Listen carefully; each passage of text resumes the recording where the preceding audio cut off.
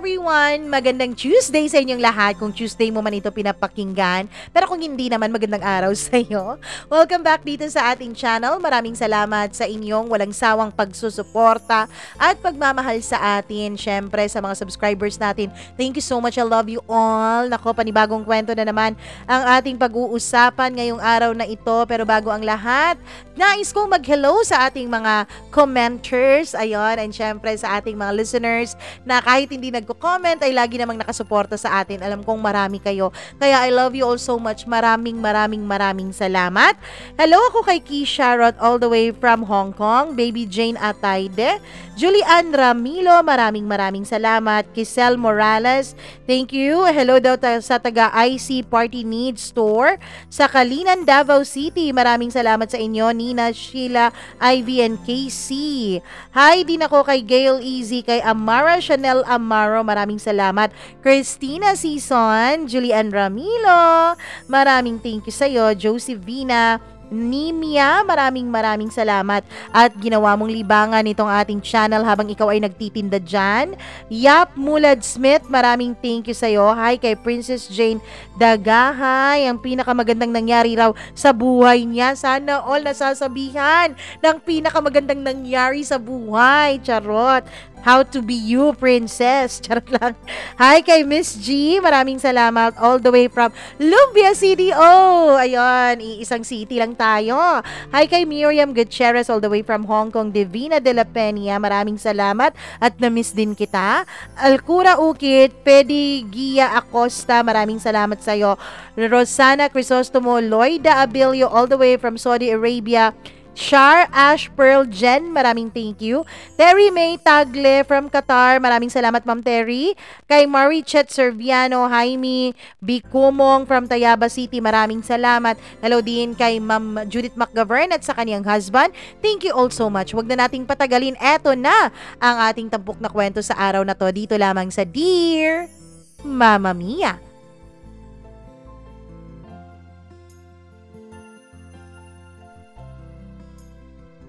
Darating ang panahon na lahat ng bagay na ginagawa mo ay pagsisisihan mo, lalo na kung ito ay alam mo namang mali mula sa umpisa.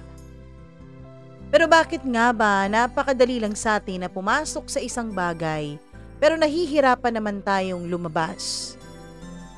Tuloy ang nangyayari ay nakakasakit tayo ng iba at nakakakuha tayo ng matinding karma. Dear Mama Mia, magandang araw sa inyong lahat. Itago niyo na lamang ako sa pangalang Paulo.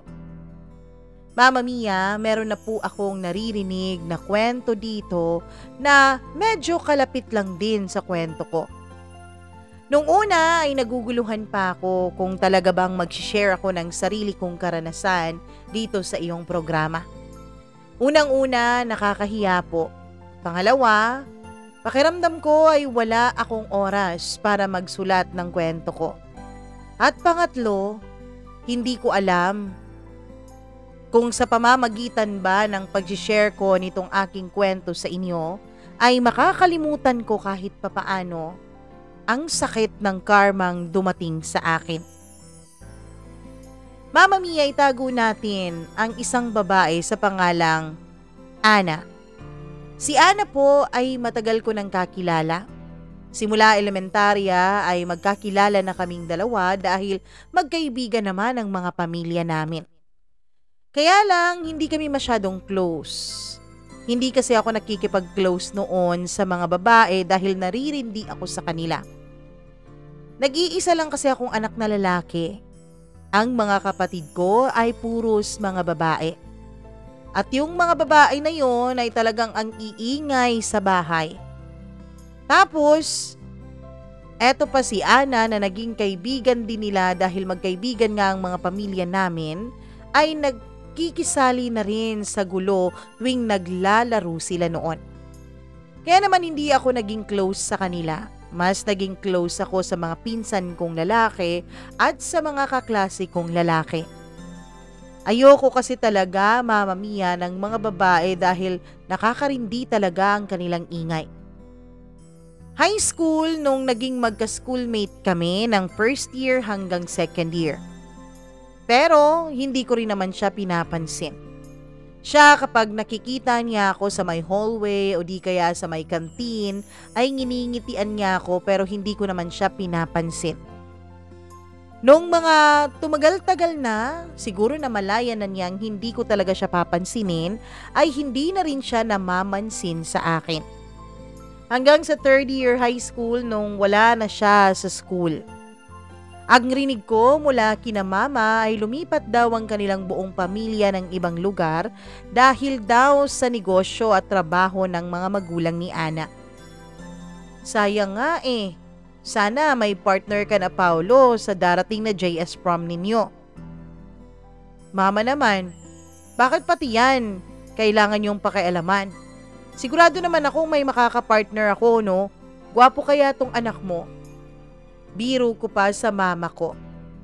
Halata ko naman, Mama Mia, nung mga unang panahon na ang mga magulang ko ay inirereto ng pasimple sa akin itong si Ana.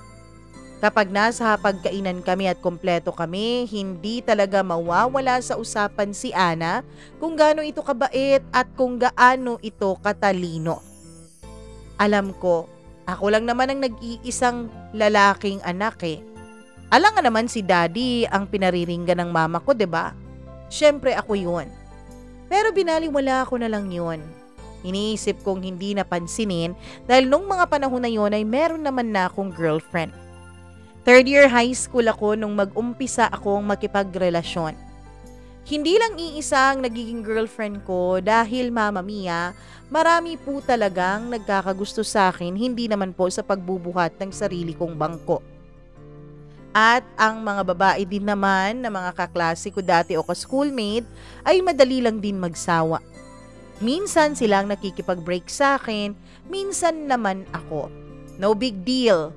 Ganun eh kapag bata ka, nag-e-explore ka sa mga bagay-bagay.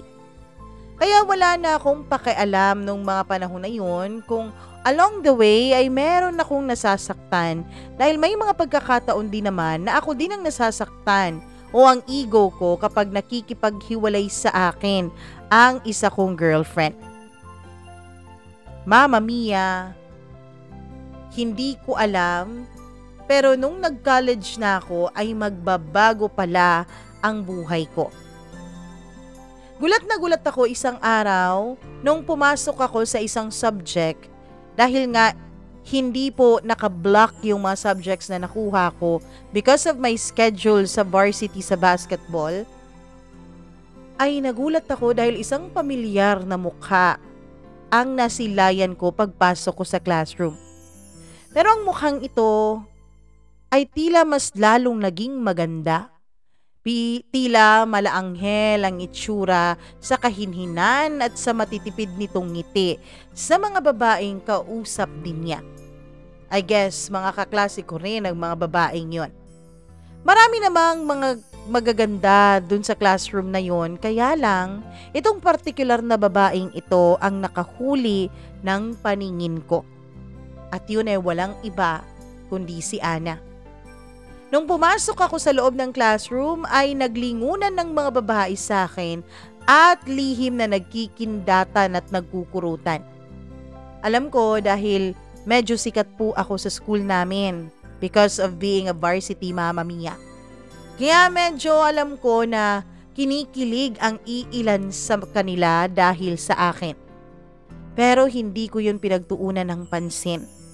Ang paningin ko ay parang naka-auto-lock na sa babaeng matipid na ngumiti at hinawi ang kanyang mahaba at straight at itim na buhok. Tapos sabay tingin sa akin. Pakiramdam ko nung mga panahon na yon ay para pong tumigil sa pag-ikot ng mundo. Literal na parang nag-slow-mo sa akin ang lahat-lahat Mama Mia. Ana, mahina akong sambit sa kanyang pangalan. Ewan ko kung nabasa niya sa mga labi ko na gumuhit doon ang pangalan niya dahil bigla siyang nag-hi sa akin.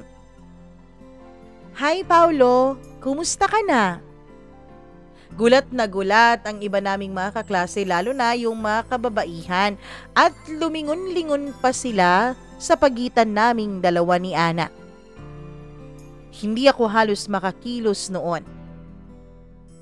"Uy, Paulo, tinatawag ka ng magandang chick ko?" Sabi nung isa kong kaklaseng lalaki na kaibigan ko pa mula high school.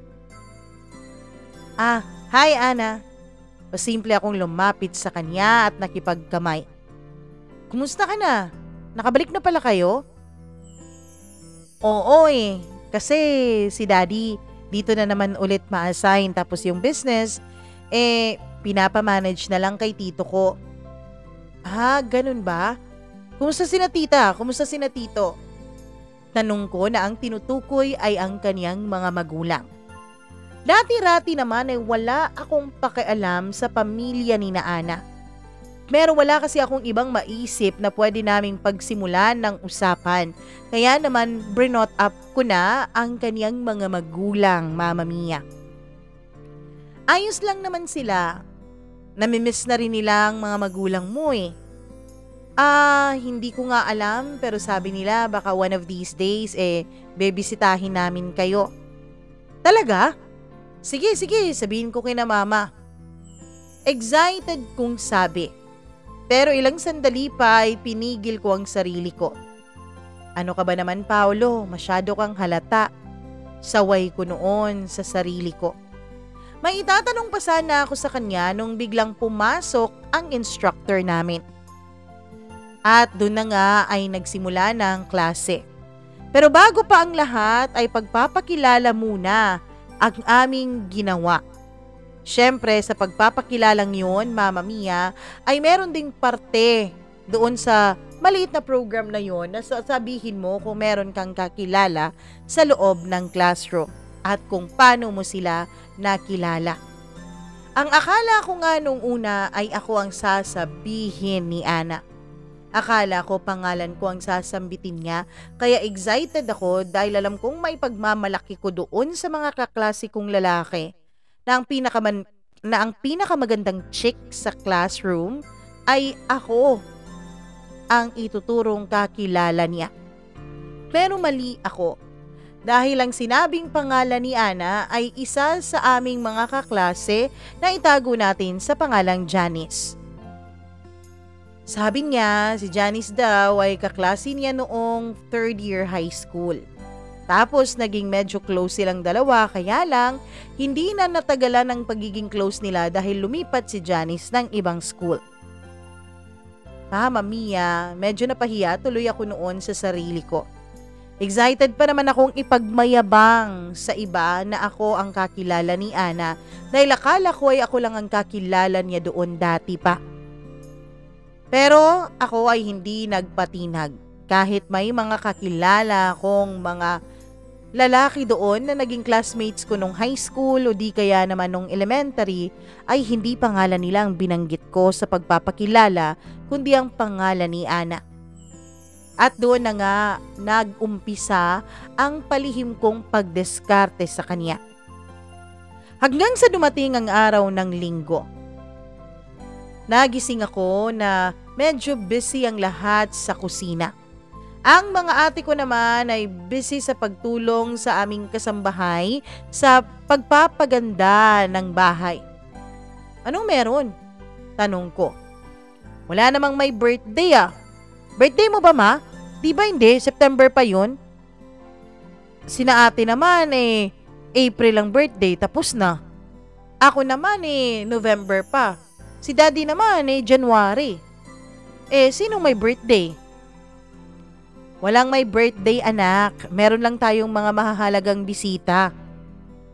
Sanay naman na ako na may mga bisitang dumarating sa bahay, kaya lang sa pagkakataong to ay nagulat ako dahil parang medyo espesyal ang bisitang darating.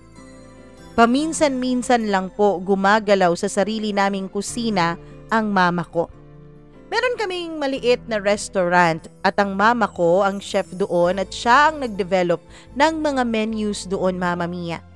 Pero dahil nga busy ang mama ko sa kanyang pagiging entrepreneur o kanyang pagiging negosyante, ay mas napagtutuunan niya ng pansin ang kanyang negosyo kaysa sa sarili naming bahay. Buti nga yung mga customers ng mama ko ay nakakatikim ng kanyang luto. Samantalang kaming pamilya niya ay paminsan-minsan lamang dahil mga kasambahay ang nagluluto para sa amin kasi nga busy sa kanyang negosyo si mama. Pero nung araw na yun ay mukhang napaka-espesyal ng magiging bisita kasi mama ko talaga ang nag-aasikaso sa kusina. Tumutulong-tulong lamang ang isa pa naming kasambahay at ang isa kong ate. May mga espesyal tayong bisitang darating. May lakad ka ba, Paolo? Oo, may practice kami sa varsity. Naku naman, Paolo, pwede bang ipagpaliban mo lang yung pagpapractice mo? Kahit ngayon lang, espesyal na bisita ang darating eh. Ate naman, hindi po pwede. Kailangan ako doon. Alam mo namang kapatid mo ang star player doon, di ba? Star player ka na pala eh. Kaya hindi mo na kailangang magsubsub masyado dyan sa practice niyo. At isa pa, kakasimula pa lang ng klase. Wala pang mga competition, hindi ba? Ate, kailangan talaga na lagi akong on point sa mga practice ko. Lalong-lalo na sa performance ko. Alam mo namang nagiging scholar ako dahil dun eh. Hindi mo naman kailangang magpakasubsub dyan sa basketball mo para sa scholarship. Kaya ka namang pag-aralin ni na mami at daddy eh. Ate, gusto ko tong ginagawa ko. O siya, sige na Paolo. Umalis ka na, lumakad ka na. Dahil iniistorbo mo pa ang pagpe-prepare namin para sa pagdating ni na Ana. Halos nasamid ako noon sa tubig na iniinom ko, Mama Mia. Ano? Sinong Ana? Si Ana, yung kababata ninyo. Naku, bumalik na kasi sila dito sa lugar natin. At nagkita kami ng mami niya. Nag-usap kami na dito sila magla-lunch. Kaya naman, eto, bising-busy kami. Sige na, lumakad ka na, wag mo na kaming istorbuhin dito. Mama Mia, pumasok ako sa kwarto ko dahil hindi ako mapakali noon. Si Ana. Si Ana na crush ko na pala ay darating sa bahay namin. Dali-dali akong pumasok sa kwarto ko at naligo. Pagkatapos noon ay nag-shave pa ako, inayos ko pa talaga ang itsura ko at sinuot ko yung isang polo ko na alam kong bagay na bagay sa akin ang kulay. Tinignan ko ulit ang sarili ko sa salamin. Ano bang nangyayari sa iyo, Paolo? Ano to? Bakit? Kailangan mo ba talaga tong gawin? Pagkatapos noon ay tumawag ako sa coach namin. Coach, pasensya na, hindi ako makakapunta ngayon sa training ah. Sumasakit kasi ang tiyan ko, nagka-diarrhea ako kagabi. Lihim tuloy akong nagdarasal noon na sana nga hindi magkatotoo ang sinabi kong nagka-diarrhea ako, Mama Mia. Pagkatapos noon ay pinayagan naman ako ng coach ko dahil hindi naman ako madalas uma-absent sa practice. Sa katunayan, kapag may training ay lagi talaga akong nauunang dumating. Pero sa araw na yon, ayoko munang umalis. Ayoko munang lumabas ng bahay dahil mas gusto ko pang hintayin sa loob si Ana. Mag-aalas 11 na nung lumabas ako ng kwarto ko. Ah, preskong presko ah. Mukhang hindi naman yata sa training ang punta mo, bunso. Mukhang papunta ka sa data. Kantsaw sa akin ng ate ko.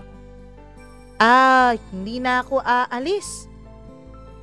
Anong hindi ka na aalis? Sabi mo kanina may training.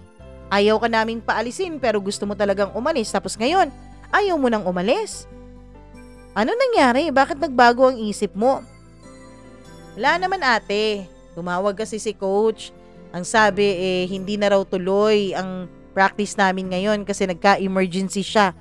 Kaya sa susunod na linggo na lang ulit kami magpa-practice. Ah, ganun ba? Bakit ang gwapo-gwapo mo? Fresh na fresh siya. Samantalang kami, wala pang ligo, maliligo pa lang. Nakaligo na ako eh. Kaya yan, tinuloy ko na lang.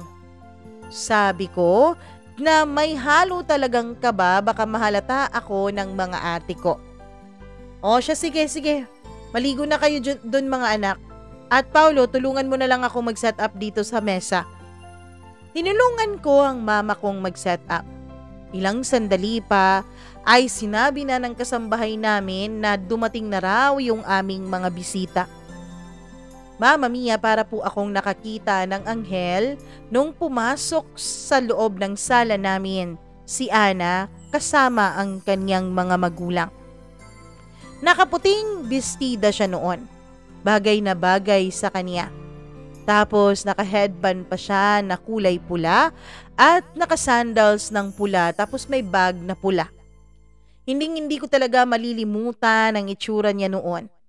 Walang makeup, lip tint lang, pero sadyang napakaganda na niya.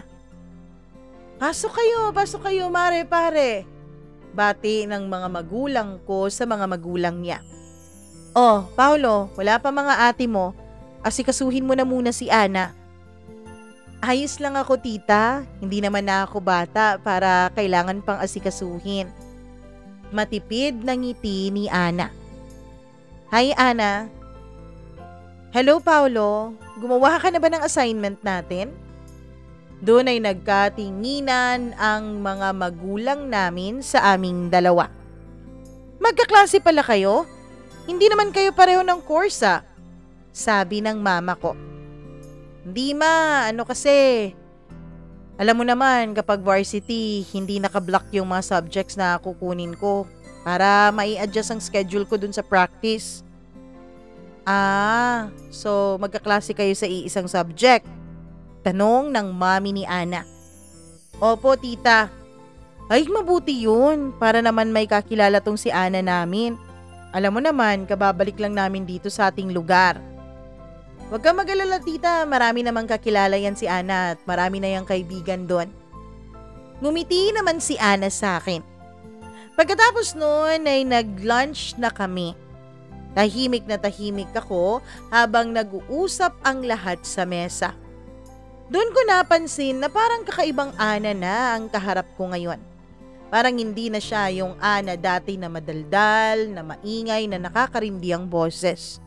Ngayon, ang Anang kaharap ko ay napakatipid ng magsalita. Palangiti, tapos napakamahinhin pa. Ang mga ate ko ang kumakausap sa kanya. Sumasagot naman siya pero sa mahinang boses. Ang totoo niyan ay gusto ko pang lakihan ang tenga ko para marinig ko ang mga pinag-uusapan nila. Magkatabi kasi si ate na panganay namin at si Ana. Tapos kaharap naman ni Ana ang isa ko pang ate. Tapos ako, kaharap ko yung panganay kong ate. Mama Mia, ako lang ang tahimik noon sa mesa. Pero masasabi mo rin namang tahimik si Ana dahil hindi naman siya malakas na boses kung sumasagot sa mga tanong sa kanya. Hanggang sa matapos ang lunch na yon at paalis na nga ang mga magulang ni Ana. Kailangan na naming umalis, pare, kasi may aasikasuhin pa kami sa negosyo eh. Tumawag kasi yung kapatid ko.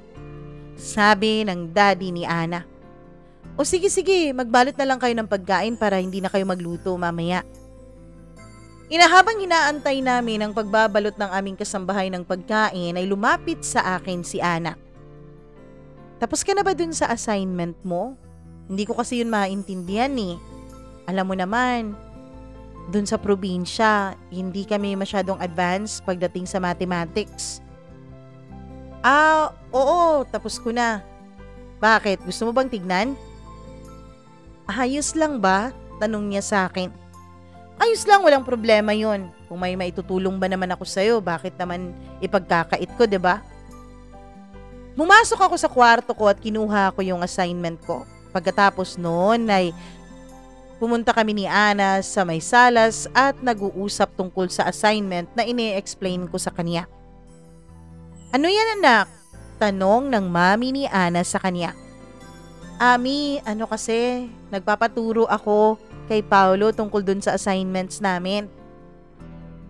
Pwede ka pa namang maiwan dito kung gusto mo. Susunduin ka na lang namin mamaya. Ayos lang po ba yun, tita? Tanong ko nung nakita kong nagdalawang isip si Ana. Ayos lang yun, ano ka ba? Walang problema yun, Paolo. Alam naman namin na safe ang anak namin dito sa bahay niyo eh. Kaya ayun, nagpaiwan si Ana at nag-study na lang kaming dalawa. Pero habang nag-aaral kami at nag-e-explain ako sa kanya, ay hindi ako makapag-concentrate dahil titig na titig ako sa maganda niyang mukha. Lalo pa Mama Mia nung tinanggal na niya ang headband na suot niya at yung iilang hibla sa kanyang buhok ay tumatakip na sa kanyang mukha. Napakaganda niya talaga. Hindi ko akalain na gaganda siya ng ganito. At simula nga sa araw na yon ay naging mas close pa kaming dalawa ni Ana sa isa't isa.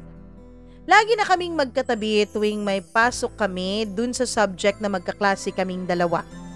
Wala kasi kaming seating arrangement dun sa subject na yon. Kaya pwede kang umupo kahit san mo man gustong umupo. At yun nga, lagi kaming magkatabi ni Ana. Lagi din kaming nagtuturuan at nagbibigayan ng notes sa tuwing meron kaming mga quizzes at magkasabay din kaming nag-aaral dalawa. Masaya ako, Mama Mia, na nakakasama ko si Ana. At pagkalipas ng ilang mga linggo at buwan ay hindi ko na napigilan ang sarili ko. Isang gabi, habang magkasabay kaming umuuwi at naglalakad na papunta dun sa kanilang bahay sa village dahil ihahatid ko siya, ay bigla ko nalang hinawakan ang kaniyang kamay. Bigla naman niya itong binawi. Sorry, nagulat lang ako, sabi ko sa kanya. Nagulat din ako sa ginawa mo, Paolo eh. Ana? Ano yun? Wala. Sabi ko habang patuloy kaming naglalakad. Hindi ko kasi alam kung papaano ko aaminin sa kanya ang tungkol sa pagkakaroon ko ng lihim na pagmamahal. Pero bago pa man kami nakarating sa kanilang bahay ay hinawakan ko ulit ang kanyang kamay. Hindi naman niya ito binawi.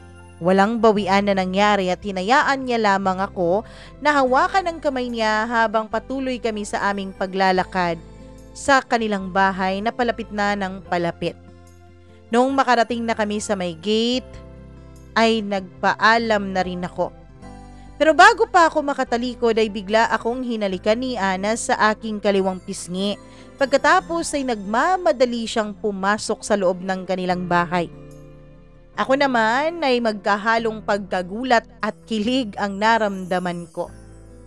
Pasipol-sipol pa ako nung umuwi ng bahay namin at gulat na gulat ang mga magulang ko dahil napakaganda daw ng mood ko. San ka ba galing? Bakit ang ganda-ganda ng mood mo ah? Wala ma, hinayhatid ko lang si Ana kasi ginabi na kami sa school eh. Sa library kasi kami nag-usap kanina dahil magkasabay kami nag-study. So si Ana palang dahilan ng ngiti-ngiti mo yan. Hindi naman ma. Nagsisinungaling ka pa ba talaga sa akin anak? Kinakantsawan ako ng buong pamilya ko dahil sakto naman na lumabas ang mga ate ko sa kani-kanilang kwarto. Pero ako Mama Mia, imbis na mainis sa kanilang kantsaw at pang-aalaska ay natuwa pa ako at mas lalong kinikilig. Dahil kitang-kita ko naman na botong-boto ang buong pamilya ko kay Ana. Matapos ang isang araw nang hindi kami nagkita dahil wala kaming pasok sa subject na yon, ay miss na miss ko na si Ana. Kaya naman, inabangan ko talaga siya sa labas ng bahay nila para sabay na kaming pumasok sa school. Gulat na gulat ang mommy niya nung nagbukas ang gate nila. Ihahatid na kasi si Ana dapat ng mommy niya papunta sa school. Hello po tita. Oh, Paolo, andyan ka pala. Magdo-doorbell pa lang sana ako tita eh, kaya lang bumukas na yung gate ninyo. Oh, saan ka ba pupunta? Papasok na sana sa school. Sasabay sana ako kay Ana. Ay, halika na, sige na, pumasok ka na sa loob ng kotse. Sumabay ka na sa amin dahil ihahatid naman namin ng daddy niya si Ana. Kasi on the way naman, papunta sa negosyo ng daddy niya. Sige po, tita. Nasa likuran kaming dalawa ni Ana at hindi kami halos nagkausap dalawa pero nagkakangitian naman. Oh, bakit ang tahimik niyong dalawa dyan sa likod? Sige lang, mag-usap lang kayo, huwag kayong mahiya sa amin. Biro naman ng daddy ni Ana. Okay lang tito. Siguro nagsastudy pa tong si Ana. Tumawa naman si Ana. Ikaw nga dyan yung awkward eh. Nung makarating kami sa school ay hinawakan ko ang kamay niya pero hindi naman niya binawi. Magkahawak kamay kaming naglalakad papasok ng university. At doon, Mama Mia, ay nakita pa kami ng iilang mga nakakakilala sa amin na sabay na kinikilig. Oy, bagay na bagay kayong dalawa. Kayo na ba? Simpleng ngiti lamang ang aming sinasagot ni Ana sa kanila. Walang kahit na anong konfirmasyon. Matapos ang pasok namin dun sa subject na yon, Mama Mia, ay kinausap ko na si Ana. Tinanong ko na siya kung payag ba siya na maging girlfriend ko siya. Tingin mo ba hindi pa to pagpayag? Pumapayag na nga akong hawakan mo ang kamay ko eh. At mula nga sa araw na yon ay naging opisyal na ang relasyon naming dalawa ni Ana. Sa mga unang buwan ng relasyon namin at unang linggo ay masaya kaming dalawa. First time ko pong nakaramdam ng ganung uri ng saya. First time kong makaramdam ng ganun katinding pagmamahal para sa kanya. Kaya lang, Mama Mia, may mga pagkakataon din pala na ang sobrang pagmamahal nyo ay mauuwi sa sawaan, mauuwi sa matinding pagkamuhi. At kuminsan, kapag naging kayong dalawa na at mas nakikilala mo na ang isang tao, ay napapansin mong may mga qualities pala siya na ayaw mo sa isang karelasyon. Hindi ko alam kung lahat ay dumadaan sa ganong estado ng relasyon. Ako kasi, hindi naman nagtatagal ang mga relationship ko mula high school. Kaya first time ko pong tumagal ng 4 na buwan sa isang babae. At dito na nga nag-umpisang magbago ang lahat, Mama Mia. Dito ko na naumpisahang maramdaman ang pagkasobrang clingy ni Ana. Nung una ay natutuwa pa ako eh. Nung una ay nakukyutan pa ako sa pagka-clingy niya. Pero habang tumatagal, hindi na cuteness ang nakikita ko sa mga actions niya, kundi pagiging sakal na. Mama Mia, ang gusto kasi talaga ni Ana na every time na naglalakad kaming dalawa, kahit na saang lugar pa man kami, gusto niya ay lagi kaming magka-HHWW o holding hands while walking. Minsan ay kumakapit pa talaga siya sa balikat ko o sa may siko ko. Minsan nga pati sa bewang ko ay umayap po siya habang magkalakad kaming dalawa. Siya nga po pala, balik muna tayo sa mga pamilya namin. Tuwang-tuwa sila nung nalaman nila na kaming dalawa na ni Ana. Tuwang-tuwa silang lahat. Mama Mia, tiniis ko ang mga ganong ugali ni Ana dahil ang sabi ko naman sa sarili ko ay mahal ko naman ang babaeng to. Hanggang sa dumating ang kanyang debut celebration. Siyempre may pakotelyon at may pa-party. Ako siyempre ang escort ni Ana. Napakaganda ng girlfriend ko kaya proud na proud ako habang nagsasayaw kaming dalawa. Pero Mama Mia, nagulat na lamang ako dahil habang nagsasayaw kami ay bigla niyang inihilig ang ulo niya sa aking balikat. Hindi naman po ako against na nagpi-PDA kaming dalawa pero nakakahiya lang kapag sa harap ng aming mga magulang. Ang gusto ko kasi na kapag nasa harap kami ng mga magulang o pamilya namin ay yung formal lang ba? Walang yung ganitong klase ng pagiging PDA o public display of affection. Kaya lang hindi makuha ni Ana ang gusto kong sabihin sa kanya. Dahil para sa kanya kapag Nagmamahalan kayo, dapat ipagsigawan nyo sa buong mundo at sa harap ng maraming tao. Ako kasi, Mama Mia, hindi kasi ako mahilig sa clingy. May mga pagkakataon naman na nagiging clingy ako pero bibihira lang talaga yon at iilang sandali lang yon. Ayos naman sa akin kung clingy ka basta tayong dalawa lang. Yung walang ibang nagki-cringe kapag nakikita tayo. Yung walang tumataas ang kilay. Basta ganun. Pero hindi ibig sabihin nun na hindi ko mahal si Ana dahil mahal na mahal ko naman talaga siya. Mama Mia, sometimes nahuhuli ko pa si Ana na titig lang sa mukha ko. And then, pagkatapos nun, ay bigla na lang niya akong hinahalikan out of nowhere. Pero most of the time, ang ayaw ko talaga sa kanya ay yung kagustuhan niya na lagi kaming magkasama. Like, halos pagtulog ko na lang sa bahay ang pahinga. Kahit nga hindi na kami magkaklase noon sa kahit na anong subject, Mama Mia, ang gusto niya pagkatapos ng klase ay lagi pa rin kaming magkasama. Minsan kahit sa practice ko sa basketball ay lagi siyang nandun. At kung minsan ay naiinis ako, lalo na kapag napapagalitan ako ng coach. Ayos lang naman sa akin na pumupunta siya tuwing may game kami. Pero kapag yun na practice, syempre may mga pagkakataong nagkakamali ka, pinapagalitan ka ng coach at ayokong masaksihan niya yun. Pero hindi yun naiintindihan ni Ana. Tulad ngayon, nandito siya sa gym. Nakaupo sa isa sa mga bleachers habang tinitignan kami na nagtitraining ng mga kasamahan ko para sa parating naming game. Huwag ka munang sumama ngayon, babe.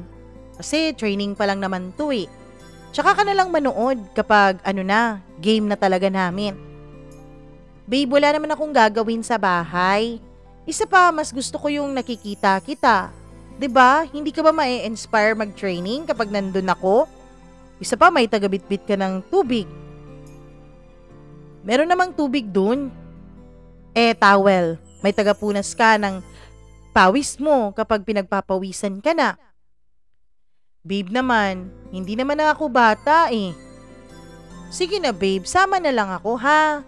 Huwag ka na makulit, sasama ako kahit ayaw mo. Yun ang isa sa pinaka-ayaw ko kay Ana. Kapag may gusto siya, kailangan talagang yun ang masunod. Lalo na pagdating sa aming dalawa. Oh, break na muna kayo guys. Sigaw ng coach namin sa amin at syempre agad naman akong lumapit kay Ana.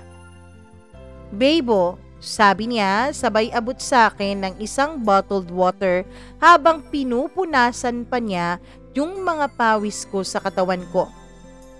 Dapat palagi kang may dalang tubig lalo na't puspusan yung training ninyo. May tubig naman dun no? Sabi ko na itinuro ko sa kanya kung saan may mga tubig kami. At isa pa kapag naubusan pwede naman akong bumili. Sagot ko sa kanya. Pero babe, mas makakatipid ka kasi kapag magdadala ka na lang ng sarili mong tubig. At isa pa, mas okay na andito ako 'di ba? Kasi may nag-aalaga sa'yo. Tignan mo nga pinagpapawisan ka na, hindi mo pa pinupunasan yung mga pawis mo. Magsasalita pa sana ako, Mama Mia, nung biglang sumingit sa usapan namin yung mga ka-teammates ko. Naks naman, napakatamis naman talaga ng pagmamahalan nila Kantsaw nila sa akin. Binibaby na naman siya ng girlfriend niya. Sabi pa nung isa. Oo nga, nagpapaka-under na naman si Paolo the Mighty sa jowa niya. Sabay silang nagtatawanan habang patuloy pa rin ako na inaasar. Agad ko namang kinuha sa kamay ni Ana yung towel na ginagamit niyang pamunas sa mga pawis ko. Ako na babe, hayaan mo na lang yan sila. Mga walang jowa kasi yung mga yan. Sabi niya sabay tawa pa at hablot ng towel na hawak-hawak ko. Kaya hinablot ko na lang yun ulit. Ano ba, Ana? Sabing ako na eh. Babe, ako na para mapunasan ko yung liko. Sabing ako na eh. Hindi naman ako lumpo. Buwisit na buhay naman to. Ginagawa akong lumpo. Napasigaw na ako noon sa sobrang inis na nararamdaman ko sa kanya. Hindi ko talaga alam, Mama Mia, kung bakit siya ganon. Kung bakit napaka-clingy niya, halata naman sa akin na hindi ko gustong binibaby ako lalo na sa harapan ng mga tropa ko. Sorry na babe, ikukuha na lang kita ng pamalit mong damit. Wait lang ha. Sabi niya sa akin at agad naman siya tumalikod. Pero bago niya pa mabuksan yung bag ko ay napigilan ko na siya, Mama Mia. Ana, mauna ka na lang umuwi sa inyo dahil mukhang gagabihin pa kami dito. Alam mo naman, puspusan ang training namin dahil malapit na ang game namin. Ayos lang yun, babe. Hintay na lang kita dito para sabay na tayong umuwi. Dahil baka mag-pass out ka na naman bigla habang pauwi ka sa inyo. Magdadahilan niya, sabay dampi ng mga kamay niya sa noo at leeg ko. Tignan mo, ang taas pa rin talaga ng lagnat mo hanggang ngayon. Pero pinipilit mo pa rin yung sarili mong mag-training. Binuksan ko yung cellphone ko para matignan kung anong oras na. And it's already 6 p.m. Ana, kailangan mo nang maunang umuwi sa inyo. Dahil baka pagalitan ka ng mami at daddy mo. Isa pa, baka sabihin nilang nagiging bad influence na ako sa'yo dahil natatagalan kang umuwi. Ayos lang naman yun. Tsaka, alam naman nila na ikaw ang kasama ko. Alam mo naman yung mga yun, botong-boto sa'yo, diba? Hindi na ako nakasagot tapos bigla niyang tinignan ng cellphone ko. Babe, pinalitan mo na pala yung wallpaper at lock screen mo? Tanong niya sa akin habang nakatitig pa rin siya sa cellphone ko kaya dali-dali kong pinatay ito. Yeah, pero ikaw pa rin naman yon. Ibang picture nga lang. I lied, Mama Mia. Hindi naman totoong siya yon. Hindi na siya sumagot sa sinabi ko. Instead, tinitigan lamang niya ako ng taimtim sa mga mata ko. Kinabukasan ay nagising na lang akong sobrang bigat na ng pakiramdam ko na kahit igalaw ko yung mga kamay at paa ko ay hindi ko magawa dahil sa sobrang panghihina. Kaya tinawag ko na lang si Mama, but just like what I've expected, iba yung pumasok sa kwarto ko. Kasi ang mama ko, ewan ko kung nakaalis na ba o pumunta na ba sa kanyang restaurant. Pero si Ana ang pumasok sa kwarto ko, Mama Mia.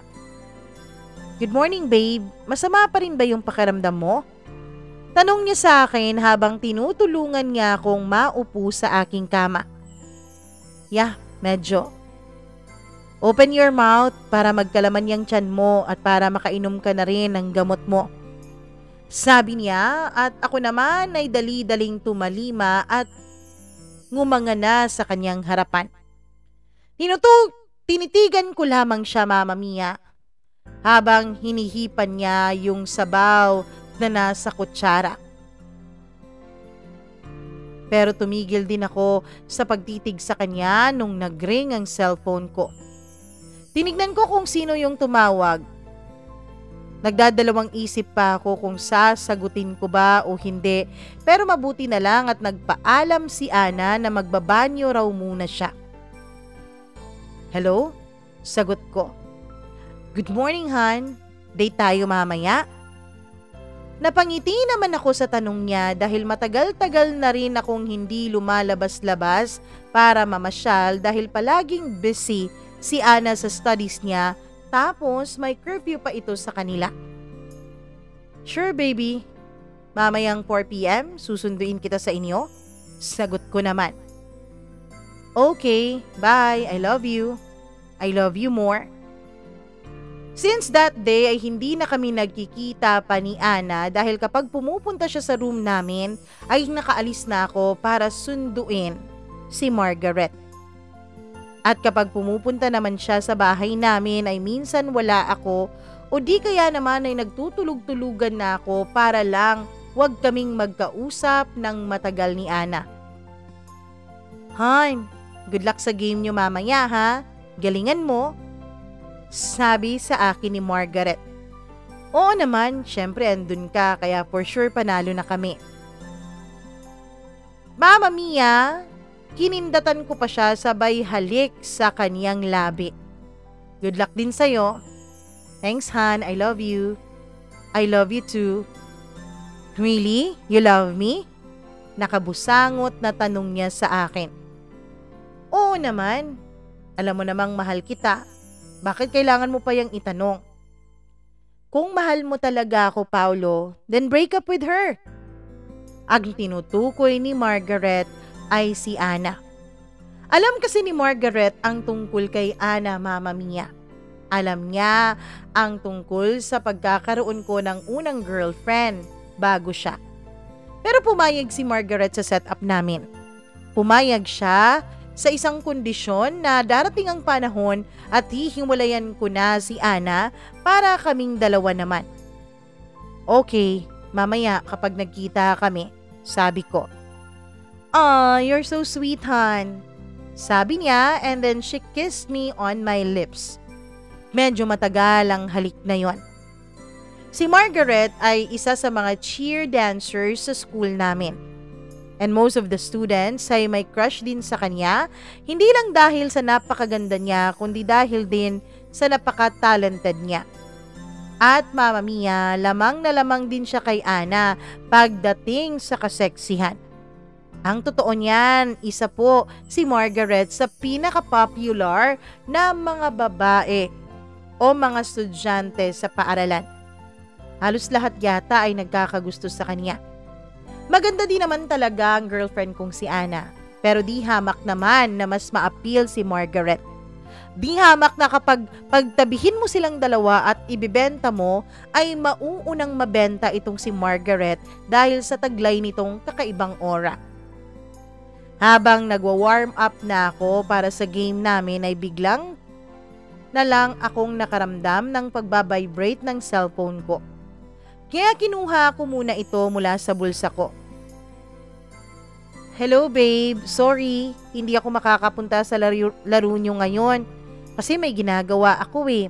Pero good luck sa game nyo. At galingan nyo ha. I miss you so much babe and I love you."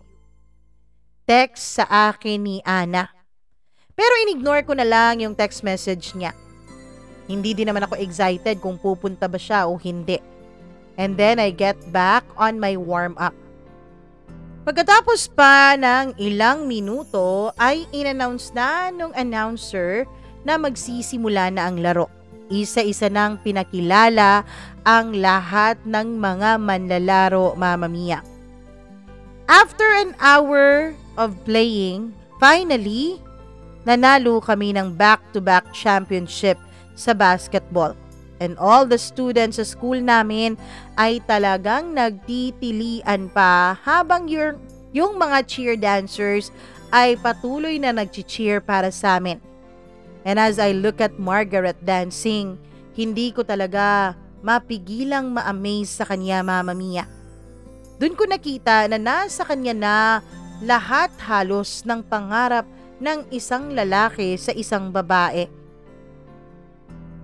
Mama Mia, patuloy sila sa pag-cheer at ako naman ay manghang-mangha pa rin sa girlfriend ko. Pangalawang girlfriend ko. Gusto ko siyang lapitan pero hindi ko magawa dahil baka may makakita sa amin at baka kilala din si Ana. Hindi ko magawa yon dahil alam ko, Mama Mia, na kapag may nagsumbong kay Ana tungkol sa aming dalawa ni Margaret, ay hindi lamang kami ni Ana ang masisira, kundi maging ang mga pamilya naming dalawa. At ayoko namang idamay ang pamilya namin sa naging gusot namin. Ang totoo niyan, Mama Mia, medyo nagsisisi na nga ako kung bakit ko pa dinaskartehan si Ana.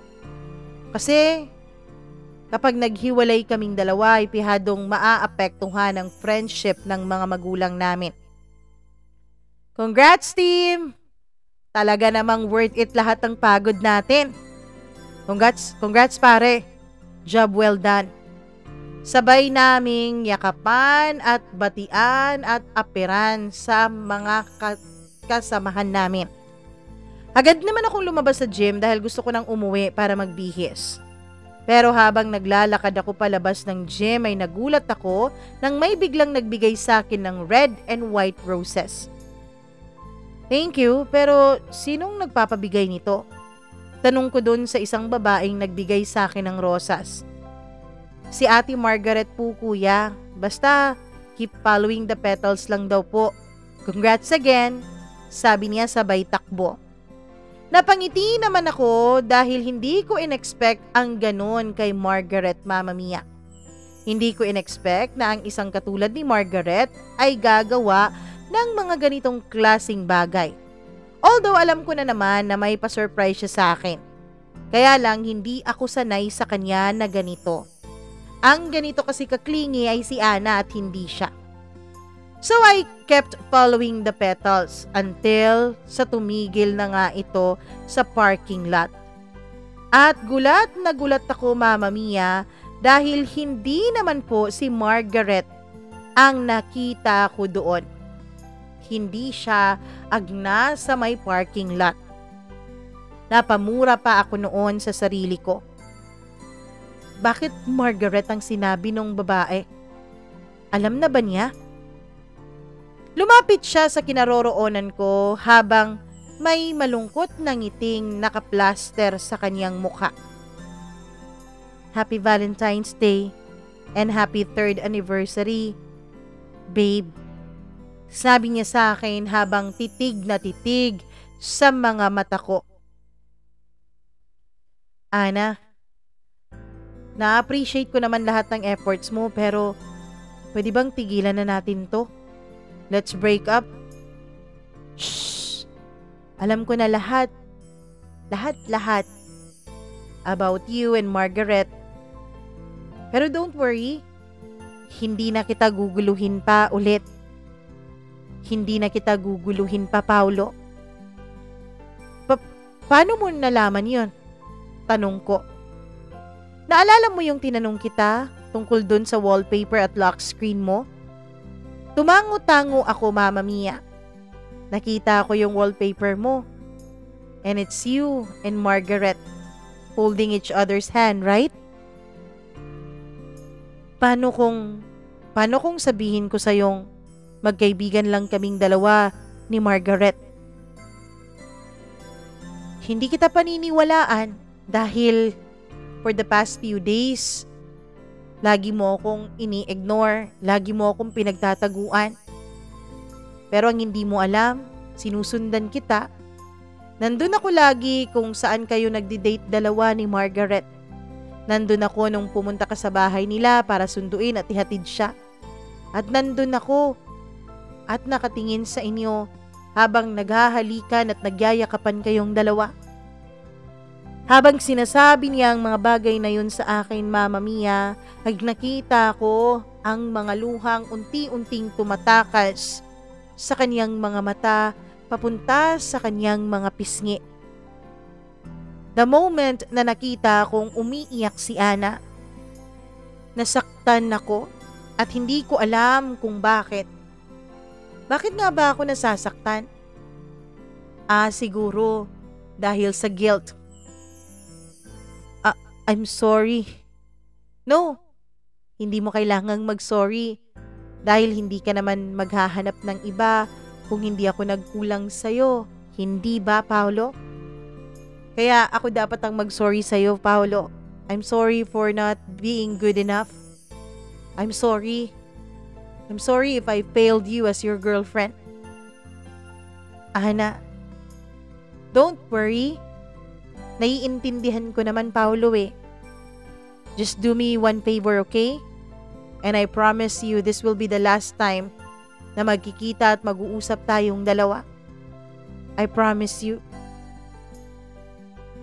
Ano yun? Ang gusto ko, Paolo, mag-date ka ng ibang mga babae. Mama Mia, gulat na gulat ako sa sinabi niya. At muntik pa nga akong mapamura, buti na lang at napigilan ko ang bibig ko. Sigurado siya? Alam kong sobrang nasasaktan siya ngayon pero sa favor niya hinihingi niya. Mas lalo lang yata niyang sinasaktan yung sarili niya eh. Sabi ko noon sa utak ko. Are you sure? Paniniguradong tanong ko sa kanya at tinanguan na lang niya ako. Tumango-tango siya. Puntahan mo siya sa may cafeteria. Andun siya. Nag-aantay sa'yo. Sabi niya at niyakap niya ako ng pagkahigpit-higpit. I love you. And after this day, officially, break na tayong dalawa at malaya ka ng mahalin siya. Sabi niya sa akin, sabay halik sa akin sa aking noo bago siya tuluyang naglakad papalayo sa akin. At nung mawala na nga siya, Mama Mia, ay nagmamadali akong pumunta sa cafeteria na sinasabi niya para tignan kung sino nga ba ang ipapadate niya sa akin. At laking gulat ko na lang, Mama Mia, nung ang nakita ko doon ay walang iba kundi ang mama ko. Gulat na gulat ang mama ko nung nakita niya rin ako. Pagkatapos noon, Mama Mia, ay nakita kong parang proud at naiiyak pa ang mama ko sa harapan ko. Anak, grabe, hindi ko akalaing i-date mo ko ngayong Valentine's Day. Sa halip na kayong dalawa ni Ana yung mag-date dahil kayo naman yung magkarelasyon. Akala ko talaga, nagtatampo ka pa rin. Dahil dun sa mga games mo na hindi namin napuntahan ng daddy mo. Mama, paano nyo na lamang nagtatampo ako dahil dun? Anak naman, nakita ako yung journal mo sa kwarto mo. Hindi ko akalain na nagjo-journal ka pala. Tapos nakasulat dun, mula high school ka, hanggang sa naging college ka na lang. Nakasulat doon ang mga pagtatampo mo sa amin ng daddy mo dahil lagi kaming wala para sa'yo. Akala mo pinapabayaan ka namin. Mama Mia, aaminin ko, isa sa mga downsides kapag nasa isang pamilya ka na puro busy ang mga magulang, puro may mga trabaho, makakalimutan mo na may mga magulang ka pa pala. Dahil minsan sila din ay nakakalimot na ang kanilang obligasyon sa kanilang mga anak ay hindi lang dahil dun sa pangangailangan na salapi at mga material na bagay. Oo, aaminin ko na may mga pagtatampo ako sa mga magulang ko, lalong-lalo na sa mama ko. May mga pictures kasi sa bahay namin na pinupuntahan nila yung mga recital ng mga ate ko, yung mga importanteng araw sa kanila. Pero ako, hindi nila ako napupuntahan. Kahit nga recognition namin sa school, ate ko ang uma-attend para sa akin eh. Kaya may pagtatampo talaga ako sa mama ko. Oo naman ma. I mean, yung Valentine's, hindi naman lang pang couple yun, 'di ba? Sabi ko, Mama Mia. Salamat pala dito sa bagong bag, anak ha. Ang ganda-ganda. Nakangiting sabi ni Mama habang hinahawakan yung bag na nasa may ibabaw ng mesa. Wala akong kaalam-alam tungkol doon. You're welcome, Ma. Sabi ko na hindi malaman sa sarili ko kung magigilty ba, Mama Mia, dahil nga doon sa bag na yon. So, eto pala ang plano ni Ana. She planned all this para lang mapasaya ang mama ko. Para lang mapagbati kaming dalawa at mawala ang mga tampo ko para sa mga magulang ko all these years. Pagkatapos naming kumain ni Mama ay napag-isipan kong dalhin muna siya sa plaza dahil malapit lang din naman ito. At para na rin makapaglibang-libang siya by riding different rides.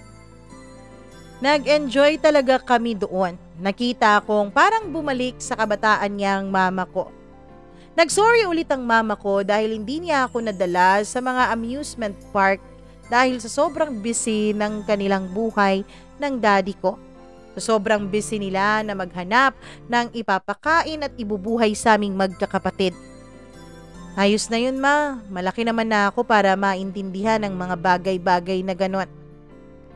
Salamat talaga anak, hindi ko akalain na pagkatapos ng mga pagkukulang ko sa'yo, mga pagkukulang namin ng daddy mo sa'yo, eto ka, ikaw ang gumagawa ng effort para maging maayos tayo. Huwag kang mag-alala, babawi kami sa'yo ng daddy mo. Pagkatapos namin doon ay tsaka kami umuwi ng bahay.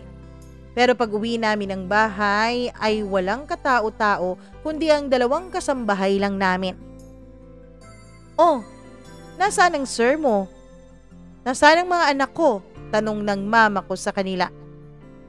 Pumunta sila kina Mrs. Sabi niya na ang tinutukoy ay ang mommy ni Ana. Ano meron? Si Ana daw kasi. Basta pumunta na lang kayo dun sa kanila. Dali-dali kaming pumunta ni mama papunta sa bahay ni na Ana. Tsaka ko binuksan ang cellphone ko pero lowbat na pala ito at hindi na mabuksan-buksan. Si mama ko naman ang nagbukas ng cellphone niya at gulat na gulat siya dahil maraming text messages ang mommy ni Ana. Wala na raw si Ana, Mama Mia. Hindi ko lubos akalain na maririnig ko ang mga salitang yon. Halos pinabilis namin ang pagtakbo ng taxi, Mama Mia, para lang makarating kami sa bahay ni na Ana. Pagdating namin doon ay nandun ang 2 ate ko. Nandun din si daddy.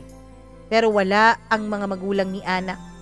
Ang mga kasambahay nila ay parang nag-aayos noon sa loob ng kanilang salas. Parang ini-rearrange ang mga sofa dahil parang nilalagyan ng malaking space sa gitna. San ba kayo nanggaling? Kanina pa kami tawag ng tawag sa inyo. Ikaw Han, hindi ka naman sumasagot, sabi ng daddy ko sa mami ko. Sorry, nag-date kasi kami nitong anak mo, tapos naka-silent yung phone ko. Ako naman patay yung phone ko eh. Lobat? Hindi mo ba alam ha? Hindi mo ba alam kung anong nangyari? Anong nangyari Si Ana tumalon dun sa may tulay. Mama Mia, nanginig ang mga tuhod ko nung marinig ko yon. Sobra-sobrang panginginig ko na hindi ko akalain na totoo ang mga pangyayari. Kinurot-kurot ko pa ang sarili ko para lang gisingin ito mula sa pagkakatulog kung sakali mang bangungot lang ang lahat ng ito. Pero hindi. Nasasaktan ako kaya alam kong gising na gising ako, Mama Mia. Dali-dali akong pinag-drive ng daddy ko papunta sa ospital. Mama Mia, pagdating ko doon, akala ko ay magagalit sa akin ng mga magulang ni Ana pero niyakap nila ako. Niyakap nila ako ng pagkahigpit-higpit. Wala na si Ana. Wala na ang anak namin. Wala na siya, Paulo. Paulit-ulit na usal ng mami ni Ana. Hindi ko alam kung anong mararamdaman ko noon, Mama Mia. Para akong isang tuod habang inaasikaso nilang lahat ang mga labi ni Ana. Matapos lamang ang less than 24 hours ay nakauwi na si Ana sa kanila. Pero nasa loob na siya ng isang kabaong at isa na siyang malamig na bangkay.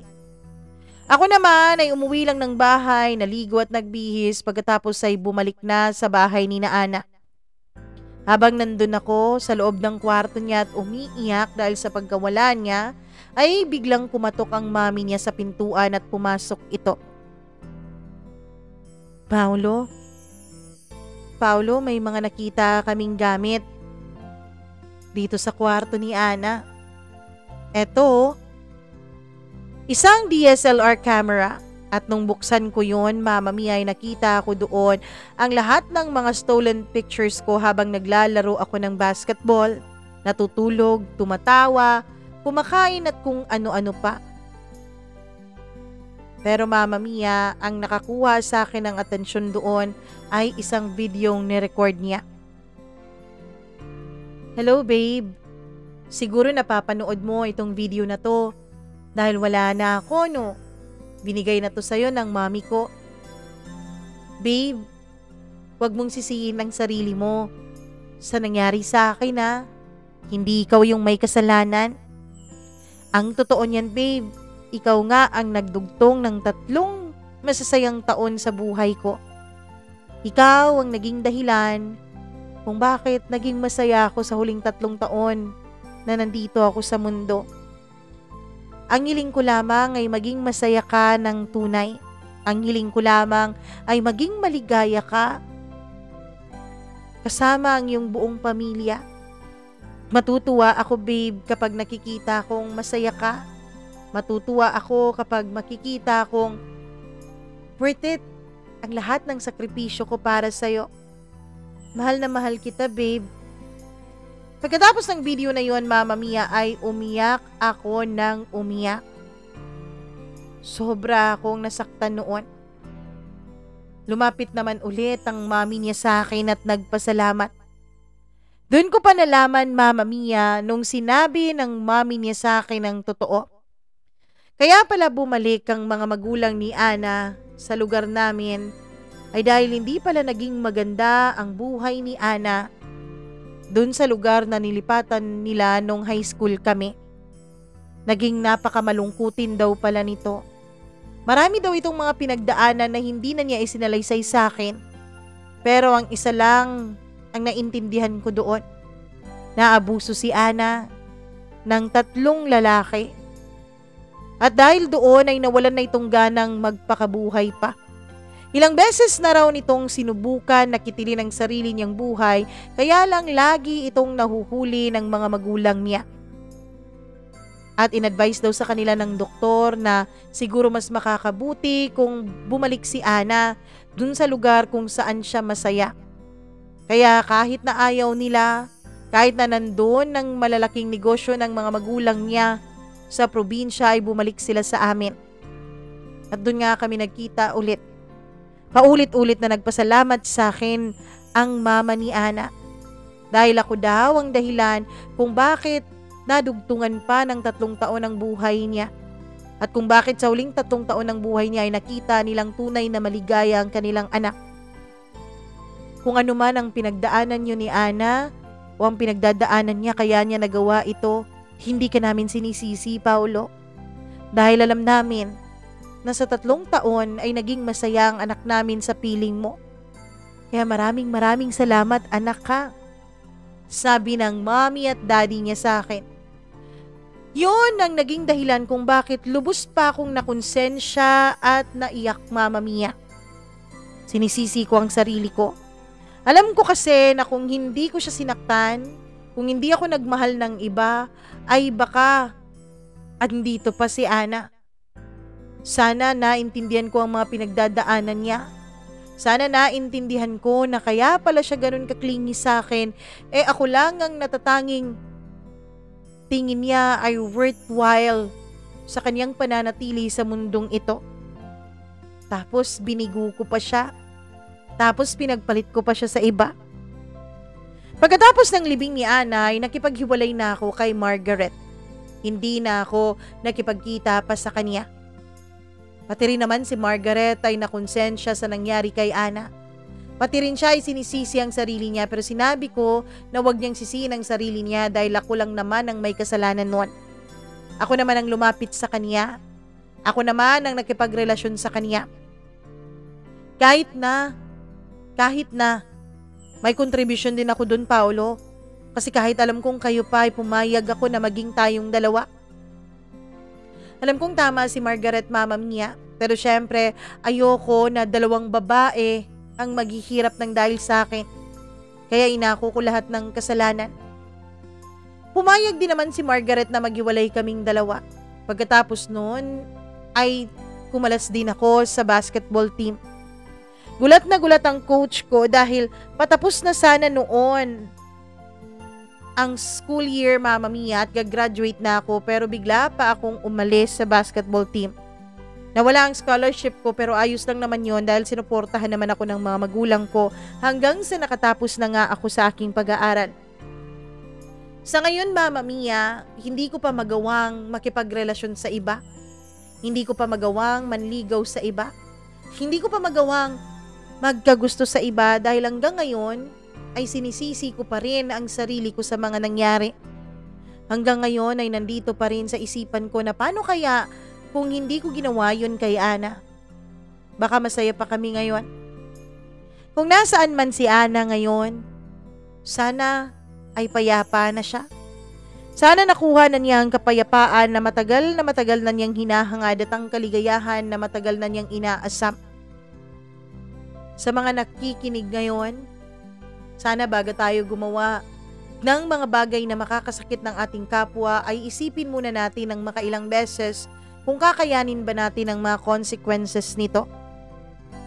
Madali lang kasing gumawa ng maling bagay, pero mahirap na habang buhay mong pagsisisihan ang resulta ng mga pagkakamali mo. Hanggang dito na lamang po, Mama Mia, at maraming salamat po sa pagbabasa ninyo nitong sulat ko. Lubos na nagsisisi, Paulo.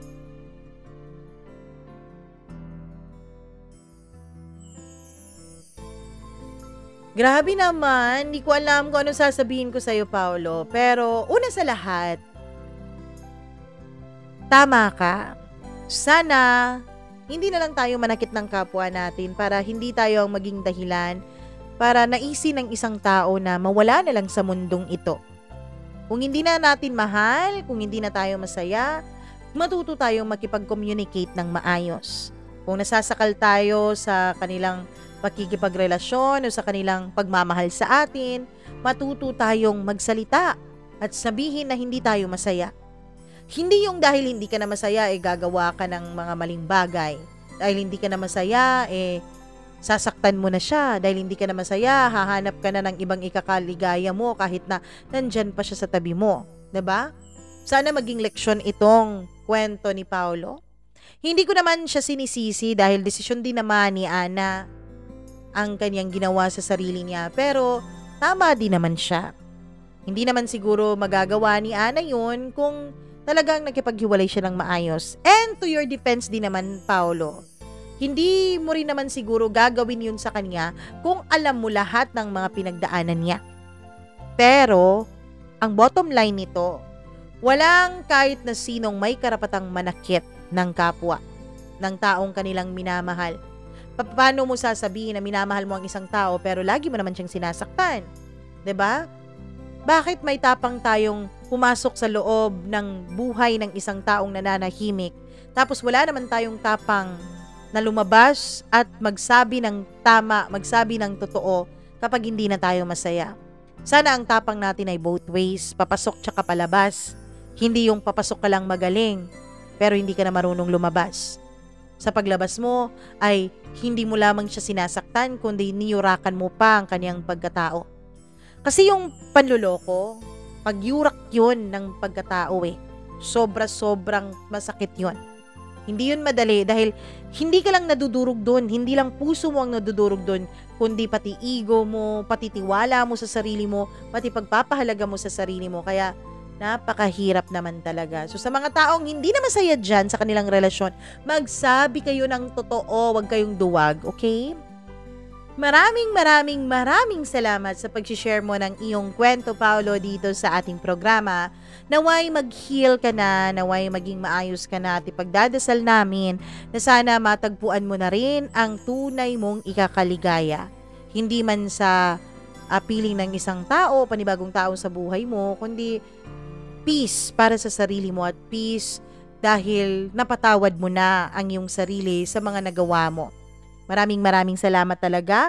At sa iyo din na nakikinig ngayon, kung nagustuhan mo itong napakagandang kwentong ibinahagi natin sa inyo ngayong araw na ito, please do not hesitate to like and share this video. At nais ko munang magpasalamat sa inyong lahat dahil umabot kayo dito sa puntong ito ng video natin. So subscribe na rin kayo kung hindi pa po kayo subscriber.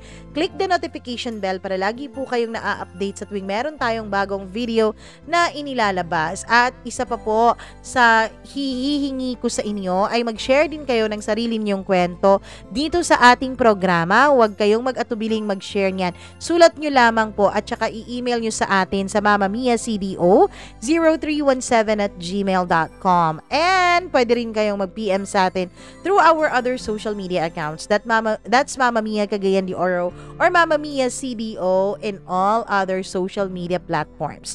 Thank you so much for all of you. Thank you so much sa live ninyo dahil nandito pa rin kayo at nagmamahal sa atin. Hanggang sa muli po, ako ang nag-iisa ninyong Mama Mia. Paalam at magandang araw sa inyong lahat. Babush!